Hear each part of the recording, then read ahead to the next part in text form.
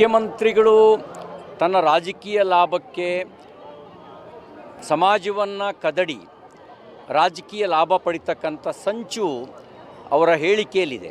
ಯಾಕೆಂದರೆ ಶಾಲೆಯಲ್ಲಿ ಯೂನಿಫಾರ್ಮ್ ಇರಬೇಕೋ ಬಿಡಬೇಕೋ ಅನ್ನೋದು ಚರ್ಚೆಯ ವಿಷಯ ಆಗಬಾರ್ದು. ಶಾಲೆ ಕಾಲೇಜುಗಳಲ್ಲಿ ಯೂನಿಫಾರ್ಮ್ ಅನ್ನೋದು ಯಾವ ಉದ್ದೇಶಕ್ಕೆ ತಂದಿದ್ದಾರೆ ಅಂತ ಇವರಿಗೆ ಅರ್ಥ ಆಗದೇ ಇದ್ದರೆ, ಶಾಲೆಯಲ್ಲೂ ಮಕ್ಕಳಲ್ಲೂ ಜಾತಿ ವಿಷಬೀಜ ಬಿತ್ತಕ್ಕಂಥ ಕೋಮುವಾದದ ಭಾವನೆ ಬಿತ್ತುವಂಥ ಕೆಲಸವನ್ನು ಕಾಂಗ್ರೆಸ್ ಪಾರ್ಟಿ ಮತ್ತು ಕಾಂಗ್ರೆಸ್ ಸರ್ಕಾರ ಮಾಡ್ತಾ ಇದೆ. ಮುಖ್ಯಮಂತ್ರಿಗಳು ತನ್ನ ರಾಜಕೀಯ ಲಾಭಕ್ಕೆ ಸಮಾಜವನ್ನು ಕದಡಿ ರಾಜಕೀಯ ಲಾಭ ಪಡಿತಕ್ಕಂಥ ಸಂಚು ಅವರ ಹೇಳಿಕೆಯಲ್ಲಿದೆ. ಯಾಕೆಂದರೆ ಶಾಲೆಯಲ್ಲಿ ಯೂನಿಫಾರ್ಮ್ ಇರಬೇಕೋ ಬಿಡಬೇಕೋ ಅನ್ನೋದು ಚರ್ಚೆಯ ವಿಷಯ ಆಗಬಾರ್ದು.